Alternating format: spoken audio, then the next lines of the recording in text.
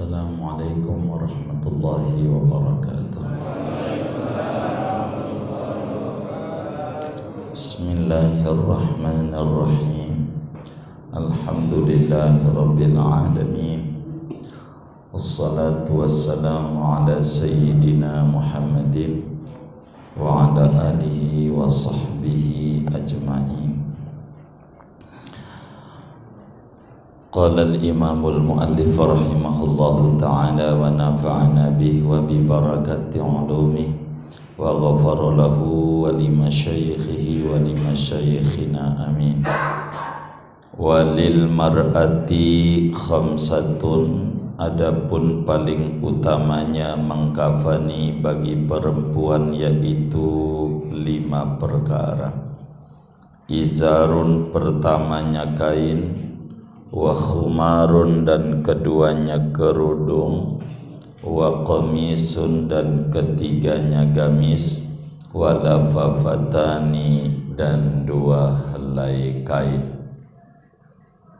Wallahu a'lam bishawab. Saudara-saudara sekalian, sebagaimana dimaklumi bahwa bila mana ada seorang muslim wafat, kewajiban muslim yang masih hidup kepada muslim yang sudah meninggal dunia ini 4 perkara. Yang pertama memandikan, yang kedua mengkafani, yang ketiga mensolatkan, dan keempat mengubur. Malam hari ini kita memasuki masih pada pembahasan yang kedua, yaitu mengkafani. Bila pada pertemuan yang lalunya dijelaskan bahwa mengkafani mayit itu ada cara buat mayit laki, ada cara buat mayit perempuan. Bagaimana ketika mayit itu perempuan? Sebetulnya ini yang kudu ngaji adalah perempuan. Jadi bapak-bapak boleh pulang duluan, begitu. Jadi, tapi kalau punya bininya perempuan atau ibunya perempuan, jangan pulang, kudu ngaji agar supaya benar di dalam mengurus jenazah perempuan. Bagaimana jadi mayit sudah dimandikan, kalau kita mayit itu adalah perempuan? Jadi yang pertama, siapkan 2 kain kafan, 2 helai, 2 kain, tapi lebar. Kalau enggak lebar berarti siapin 4. Enggak ada ini ya, kertas, minta kertas.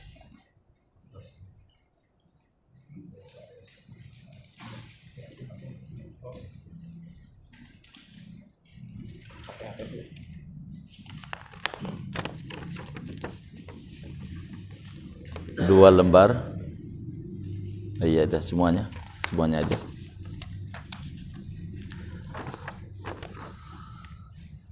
Ini dipotong seukuran 4 mayitnya, kainnya, artinya panjangnya berapa tuh mayit, tingginya.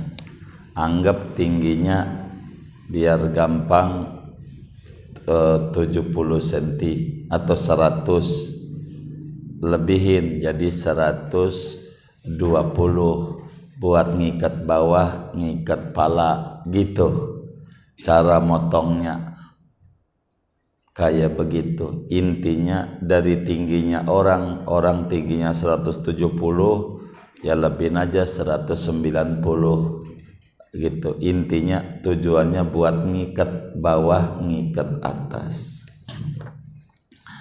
Cuman kain kafan yang di pasar itu ada yang lebarnya pendek, ada yang lebarnya panjang.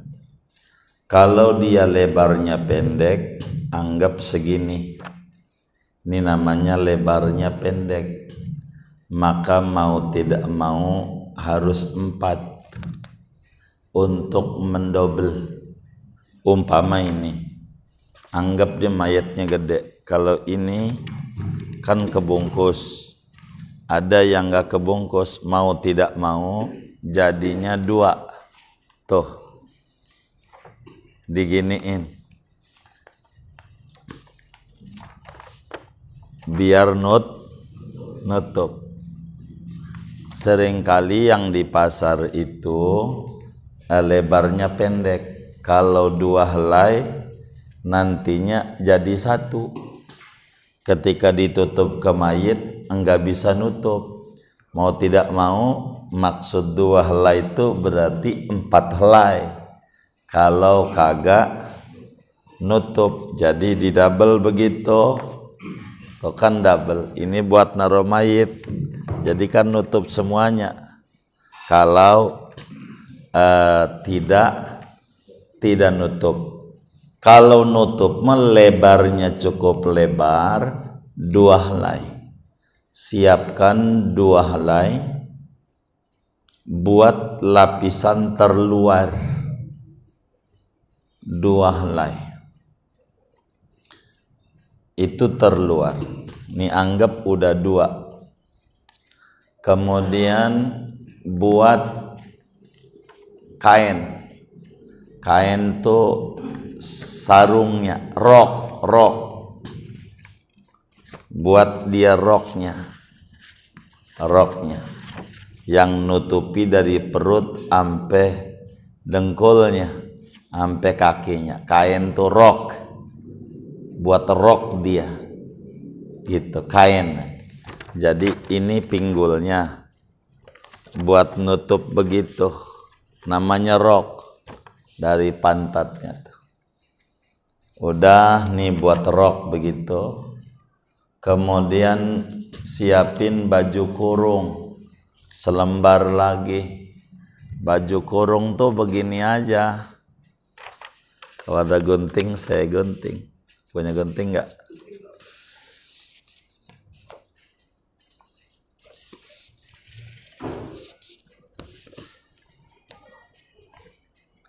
Ini buat rok. Ada kan? Nah, baik, makasih. Nah, ini buat pala. Kalau kurang ininya digunting lagi. Kalau nanti takut sempit, saya gituin. Ini namanya baju kurung. Kalau ini adalah kiblatnya mana? Situ. Baik. Palanya di timur, kaki di barat. Berarti ininya naruhnya begini. Tuh taruhnya begitu. Tuh. Kan nanti pala nih, ini agak ke tengah. Ini kan buat bungkus kayak gitu. Paham kan?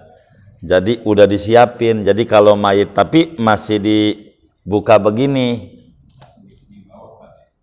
yang nempel di badan. Ini kan bawahan nih 2. Ini bawahan 2. 1, 2. Namanya 2 kain, 2 lapis.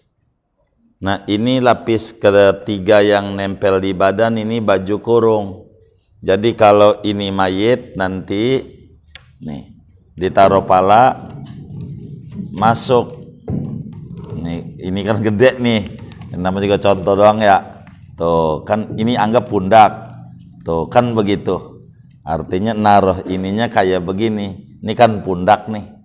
Ini pala. Ini namanya baju kurung. Gitu, baju kurung. Rok, kan rok dulu. Nah, ini kan bakal roknya nih. Jadi di atas baju kurung nih ada rok. Tuh. Buat bawah. Buat nutup bawah. Tuh, ini namanya bawah. Ini namanya izar kain. Ini namanya baju kurung. Paham kan ya? Baik. Ditambah satu lagi persiapan kerudung. Satu lagi persiapan kerudung. Buat jilbab dia kerudung. Buat jilbab kata orang kita. Kalau kerudung bingung. Jilbabnya. Buat jilbabnya. Buat kerudung. Gitu. Itu bisa kan, kerudung kan sama tuh. Bisa jadi jilbab, akhirnya kan kotak tuh asalnya. Jilbab itu kan kotak tuh. Yang biasa perempuan pakai tuh. Ya. Kan belakangan ada bergok kan udah jadi ya. Iya kayak bergok begitu dah. Begitu. Yang udah tinggal tempel doang tuh. Itu namanya 5 tuh. Kain, baju kurung, kain itu rok gitu. Gitu. Kain tuh rok gitu. Rok, baju kurung, kerudung, jilbab gitu. 3 ditambah alas 2. Kalau kainnya pendek, alasnya 4 supaya nutup, karena per alas itu harus menutup seluruh badannya per kainnya, sehingga kalau per satu lembarnya tidak nutup, 2 dibikin 1 biar nutup. Jadi sehingga jumlahnya 4. Itu biar sempurna begitu. 4. Terus kita siapin buat tali. Dari sini aja talinya. Kain nih. Pinggir-pinggir yang itunya tuh. Potongin. Buat tali. Artinya dirobek. Sambung-sambung dah. Itu bisa persiapkan tali 5. Jadi gunting aja itunya tuh, kainnya dipotong-potong begini, kan bisa dirobek itu biasanya. Udah ngerti tukang mandiin tuh kayak gini. 5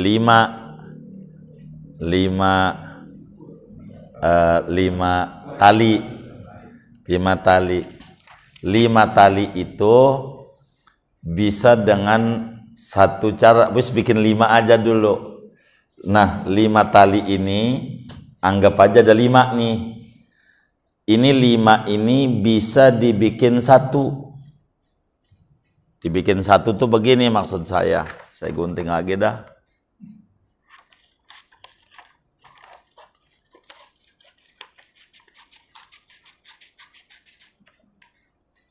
Anggap aja ada 5 deh ya.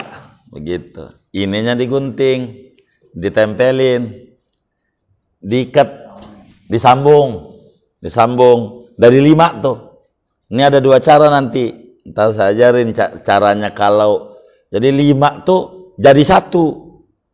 Kalau dipecah-pecah jadi 5, bisa. Gitu. Ntar di ujung, anggap ada 5 nih tali. Sesudah itu dipersiapkan semua ini, nih udah semua begitu tuh, anggap udah beres dah tuh. Maka mayit masih ada di pemandian, tempat memandikan, ini kan kain kafan. Terus siapin ama kita kapas. Siapin kapas. Yang fungsinya kapas itu untuk menutup lobang-lobang mayit dan untuk menutup anggota-anggota sujud mayit perempuan nih. karena udah ngomong perempuan. Jadi tujuan kapas ini untuk menutup lubang terbuka dari mayit dan menutup anggota sujud mayit. Anggota sujud itu ada 7, dari mulai kaki, lutut, tangan, iya, tuh begitu. Sesudahlah kita mempersiapkan itu semua, maka cara mengkafani itu adalah semua kain kafan itu adalah dibukhuri. Dibukhuri itu di apa ya? Diuapin, kasih uap, wangi tuh. Bukhur, bahasa kalau nggak ada mah kasih aja minyak dah. Jadi bukhur tuh minyak yang paling awet. Jadi kayak orang maulid itu kan suka ada begini-gini nih. Iya, setanggi tuh. Ini anggap tempatnya nih. Ini yang kain ini semua nih sebelum apa-apa ini kan udah persiapannya. Saya pisahin dah yang ini ya. Yang ini anggap bukhur. Ini digini ini. Biar wangi. Dibukhuri. Sudah dibukhuri, taruh. Kasih cendana. Bubuk cendana. Sesudah dibukhuri, kasih bubuk cendana. Tujuannya supaya mayat tidak buru-buru bau busuk. Tujuan ajaran tuh. Jadi kasih cendana. Jadi double tuh minyak tuh. Satu menyerap. Kan suka kalau ada maulid tuh, pici aja gitu-gitu. Siapa tuh kalau maulid begitu? Tuh begitu. Dibukhur namanya tuh. Kasih bubuk cendana. Udah kasih bubuk cendana, lapis kedua. Bukhur lagi. Biar wangi. Taruh lagi. Kasih bubuk cendana. Kasih. Begitu. Bubuk cendana lagi. Sudah. Baju kurung. Bukhuri lagi.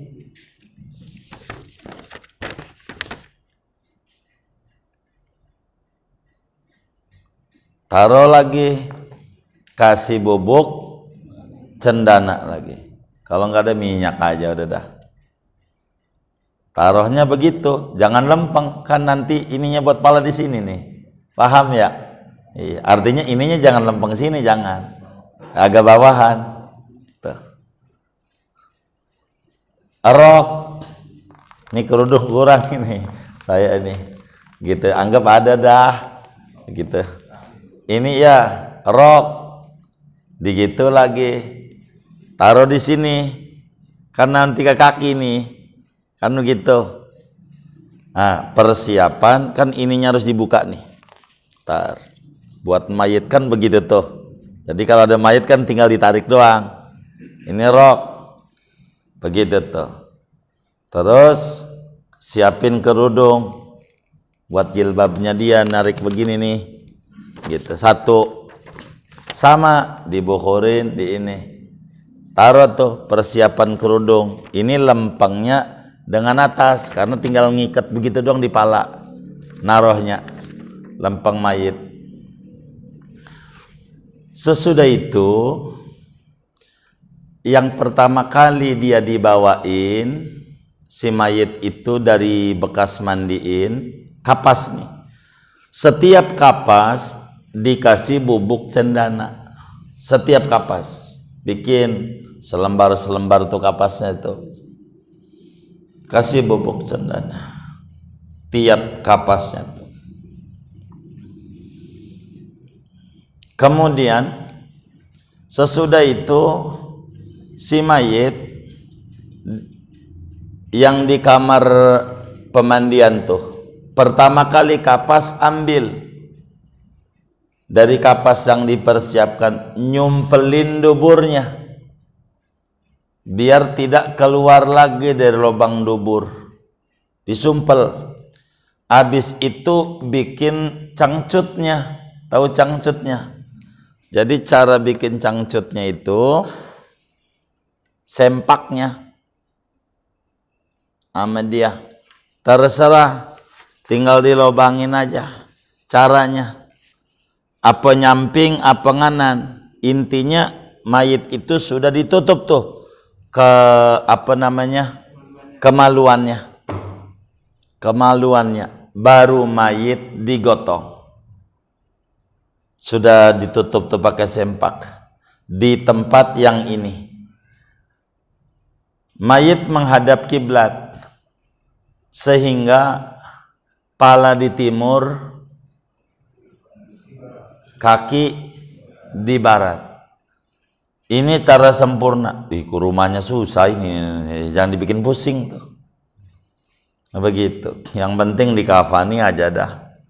Jadi kan begini, kalau kiblatnya sono, jadi mayitnya nantinya tinggal begini. Sesudah mayit itu ditaruh di tempat kain kafan mayit tuh, maka saudara tangannya terserah kayak kemarin, yang tertinggi tangannya satu, tangan kiri disidakapkan, tangan kanan lurus. Tangan kiri tuh namanya sedekap, tangan kanannya begini. Ini paling tinggi ganjarannya tuh posisi. Jadi enggak repot. Nomor 2, cara tangan mayitnya. Nomor 2, sedekapnya tangan kiri di atas, jangan tangan kanan di atas, tangan kiri begitu sedekapnya. Beda sama kita orang hidup, dia tangan kiri di bawah. Orang hidup, orang mati mau tangan kiri di atas. Tuh waktu tetangga mati begitu enggak tuh ngurusnya? Ngaji enggak dia? Begitu. Apa ngenekin? Ngaji ngelihat doang. Gitu. Ntar nih kenapa begini? Ketiga ditelentangin, enggak disedekapin. Dia apa namanya? Dilurusin. Begini aja. Itu terserah. Tiga-tiganya ada ajarannya. Tapi yang paling gede yang kayak gitu. Terus saya urutin tuh. Kenapa yang tinggi begini?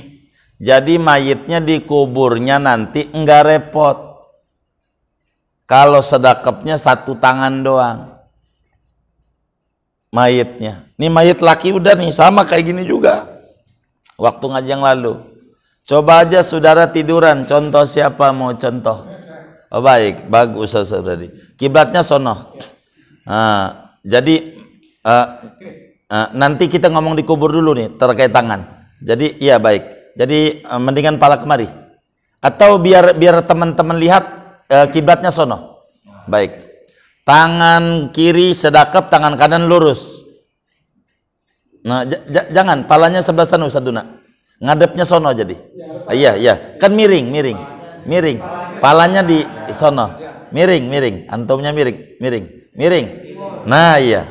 Tuh nanti di kuburnya kan begini, di kuburnya enggak repot tuh tangan, enggak didorong-dorong, enggak repot tangannya. Mayit itu makin kedorong, makin nangis. Begitu. Coba kalau sedekap Ustadz Suryadi, coba tolong sedekap. Kayak kita orang di tangan kanan, iya gitu. Kanan, iya betul udah tuh ya. Kanannya di atas sudah. Oh iya, jangan kanan di atas dulu. Tuh, coba kurang miring Ustaz Suryadinya. Itu ini tangan yang kirinya tuh karena hidup dengan sendirinya naik sendiri. Iya, yang itunya tuh karena beliau masih hidup. Kalau orang mati nggak bisa, ketekan-tekan nanti.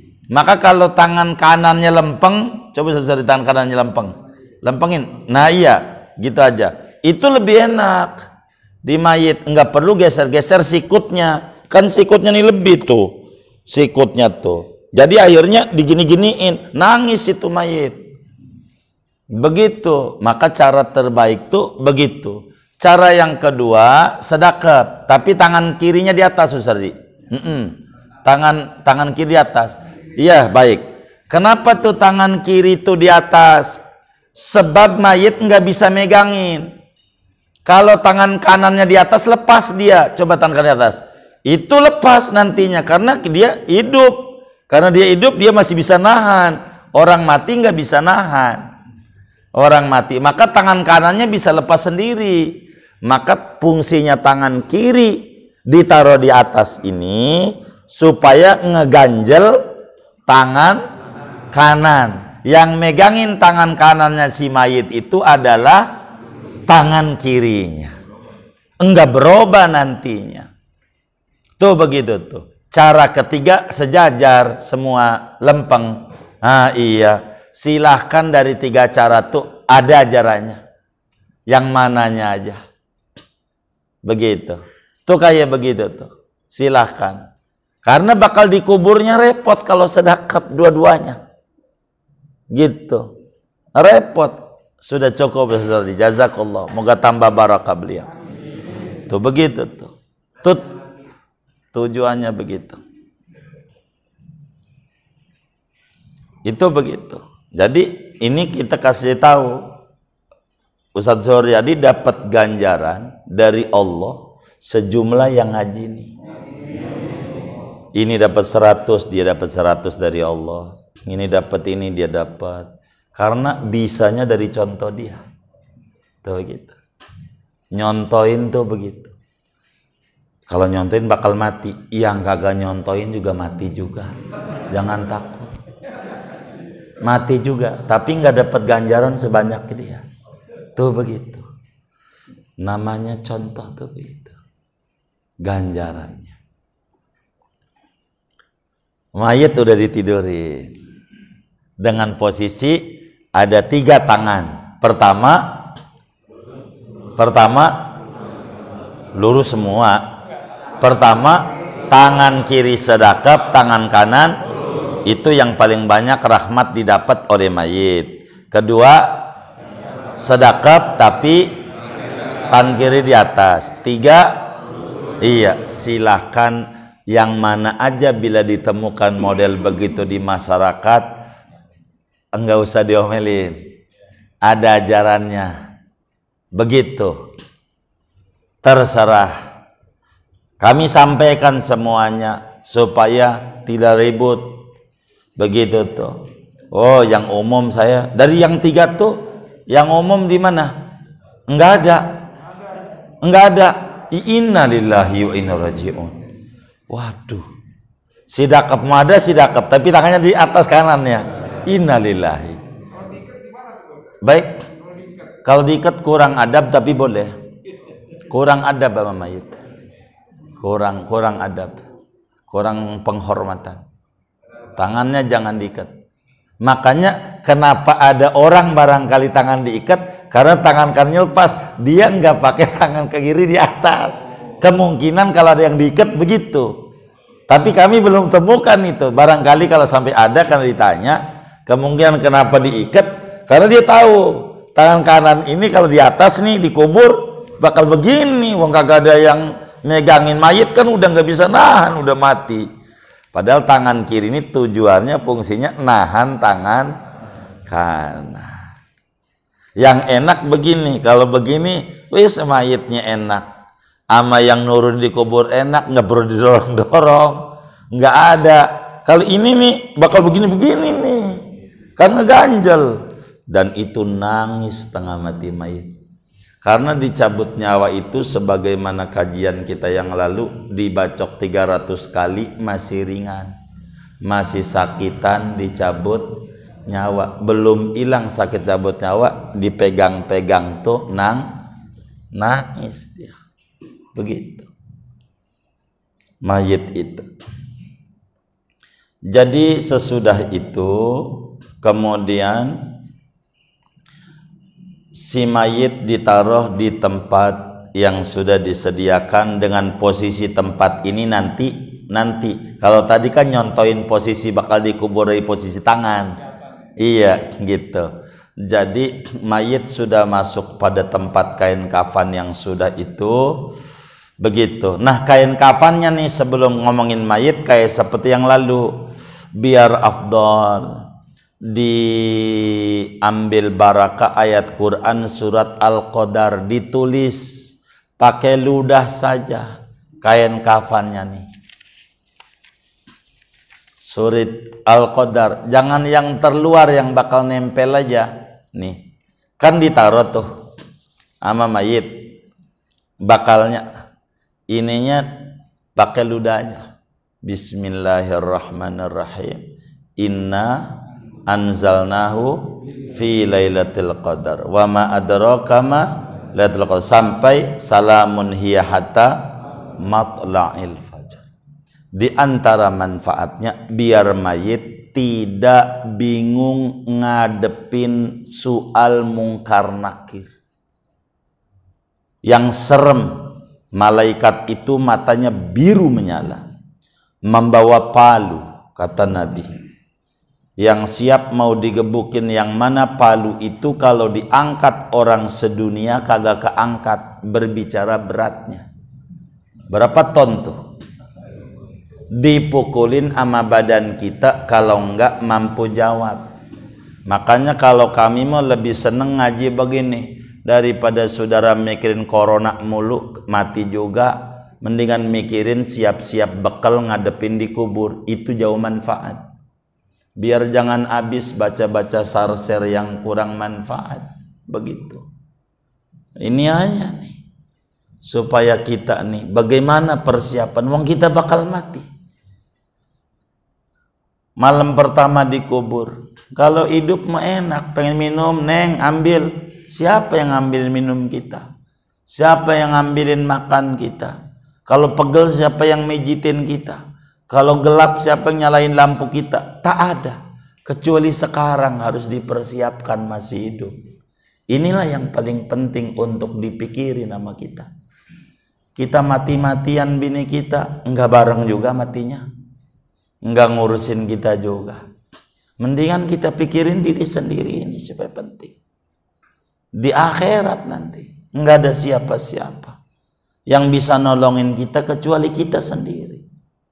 Maka ini yang harus dipikirin. Di antara membantu tuh bacanya, tapi jangan pakai pulpen. Jangan pakai, karena kalau pakai pulpen haram. Karena tulisan ini nanti orang itu kalau udah dikubur 3 hari kembung. Orang dikubur 3 hari kembung, tahu nggak? Bengkak 3 hari, gede badan, matanya berkuat. Seminggu meletus mata, tus, darah kemana-mana, kena Quran ini Nah jadi kita bukan itunya tapi manfaatnya. Mohon maaf kalau bahasa kami pakai ludah aja. Itu begitu. Itu si kain kafan. Sudah ada tuh kain kafannya tuh. Surat inna anzalnahu. Mayit taruh di situ. Sudah mayit taruh, maka kemudian jidat mayit tuh ditulisin Bismillah. Pakai ludah aja, pakai telunjuk. Bismillahirrahmanirrahim. Jidatnya.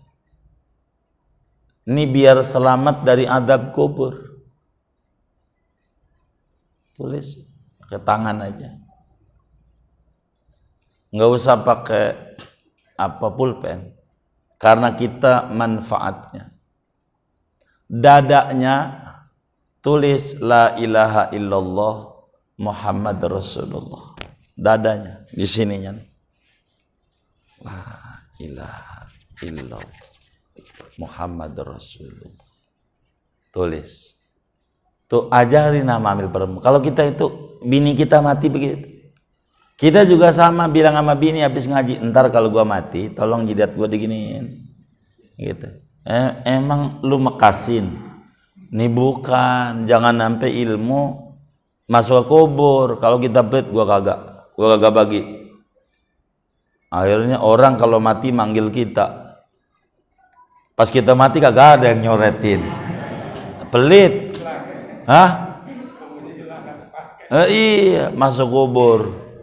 Begitu. Masuk kubur ilmunya. Ini biar benar. Kenapa? Kalau bukan karena ngaji nggak saya terangin sedalam ini. Begitu. Karena ngaji aja. Kenapa? Kalau saya umpetin sayanya dosa. Namanya ngumpetin ilmu, dosa. Makanya kalau diterangin mau saudara mau pakai mau kagak terserah, yang penting Allahumma fashhad.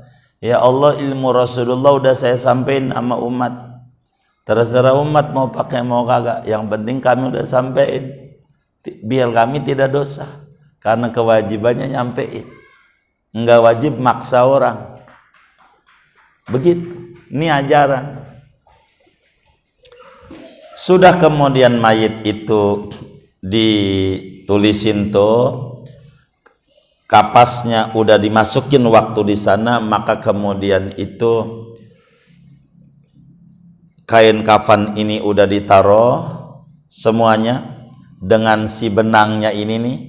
Benang ini kalau 5 posisikan naruh benangnya begini, naruh tali nih di ujung kaki 1, di dengkul 1, di pinggul 1, dada 1, ujung 1. Tapi ada 2 cara. 5 benang ini bisa digabung jadi 1. Cara yang paling bagus, cuma nyontoinnya repot sayanya. Jadi ngambilnya saya anggap saya ikat aja dah biar gampang.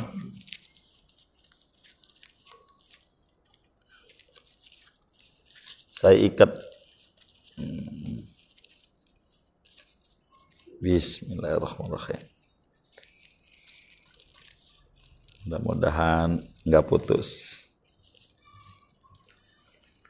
Talinya nih, ini dari pala.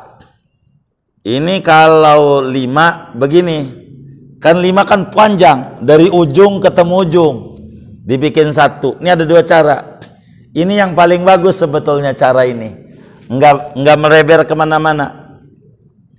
Di pala ikat dari mulai kaki, sudah digubet di kaki, udah ikat tuh, tapi tidak mati. Namanya apa ya? Tali apa? Tali wangsul. Baik.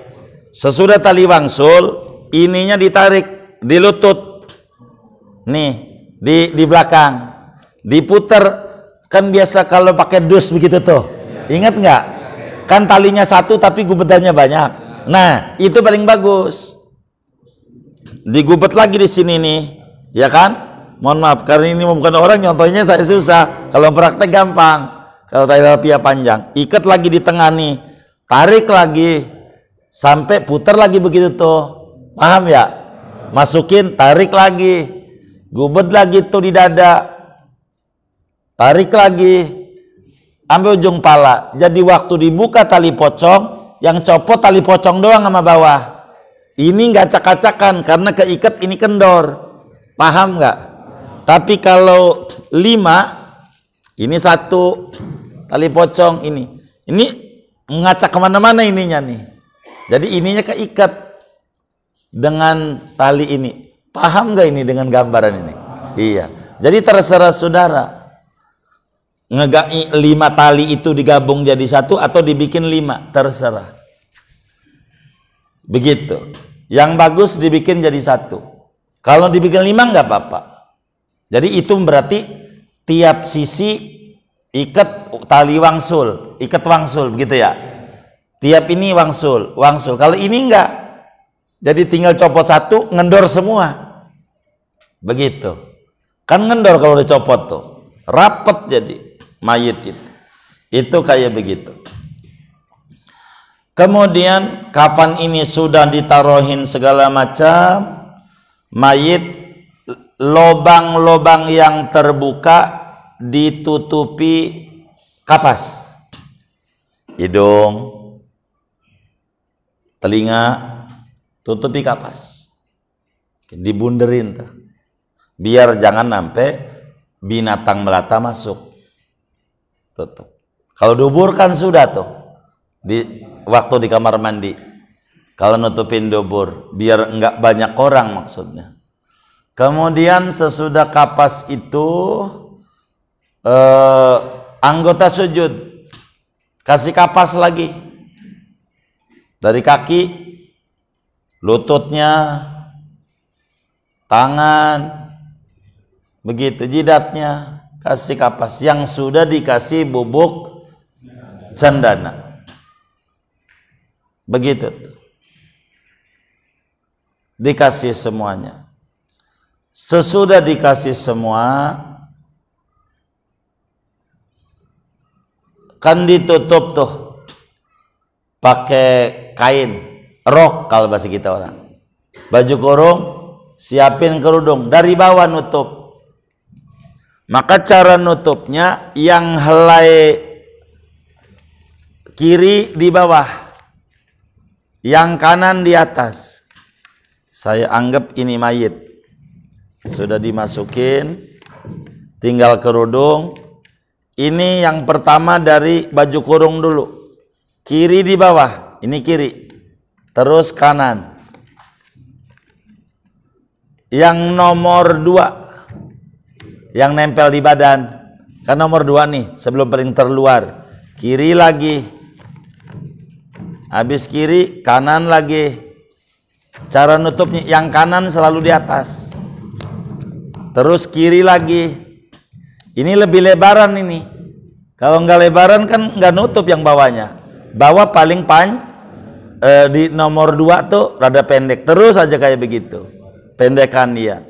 Makanya dilihat kain kafan yang adanya tuh, sudah tutup semua yang kanan tuh, nutup semua, siap-siap, tinggal nanti bagian kepala saja.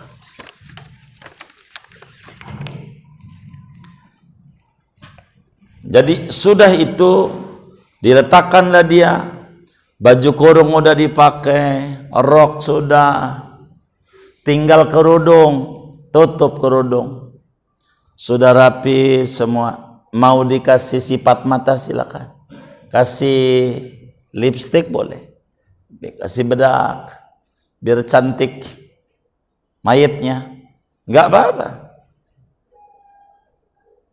Sudah siap ditutup dari bawah, kaki dulu, ngikatnya tuh arah kaki, habis ngikat kaki lalu lutut. Kalau mau 5 nih, kemudian pinggul, kemudian dada, kemudian siap. Udah lihat semua? Udah, mau cium, cium dulu. Mau cium boleh, boleh aja. Lakinya mau nyium, enggak apa-apa. Udah diwuduin, enggak apa-apa. Nanti batal, yang hidup. Yang mati mau agak batal. Kalau nanti batal, ya wudu lagi. Kalau batal mau, mayitmu gak ada batal, karena udah mati. Idza mata ibnu Adam in qata amalu, udah nggak ada peraturan, udah mati mayit.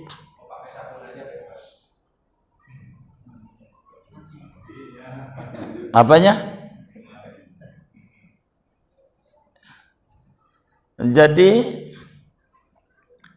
mau cium-cium tidak apa-apa, boleh mencium tuh. Udah selesai, tutup wajah terakhir. Itu begitu. Dengan tadi tuh tangannya yang kayak gitu tuh ya. Jadi sudah itu tanganmu, terserah yang mana dah tuh, dari 3 model tuh, begitu tuh. Pokoknya semuanya begitu dengan posisinya. Sehingga perempuan ini cara memakaikannya, pertama kain dulu atau rok, sesudah rok antara pusat dan lutut, kemudian gamis nomor 2, kemudian kerudung. Udah dikerudungin, rok, gamis, kerudung dari bawah ke atas tuh, baru nutup yang 2 helai dari kiri dulu, kanan, kiri, kanan. Inilah diantara cara mengkafani mayit perempuan. Dengan begitu tuh sempurna cara kita mengkafani daripada mayit kita. Dengan dikerjakan cara kayak begitu, maka besarlah ampunan yang didapat oleh si mayit, besarlah rahmat yang didapat oleh si mayit dengan sempurna cara. Andai kagak begitu boleh selembar doang jadi. Hah? Jadi ini mau kita ngomongin sempurna. Inilah diantara cara kita mengkafani daripada mayit kita. Begitu. Bagaimana kalau kita membuat kain kafan tersendiri, nyediain aja dah? Makruh hukumnya menyediakan kain kafan. Kita buat kita bikin, nggak usah. Itu mau tugas yang hidup, bukan itu. Kalau mau nyediakin kain kafan, sodako aja yang banyak ke masjid ke orang yatim, itu buat nanti kita dikubur.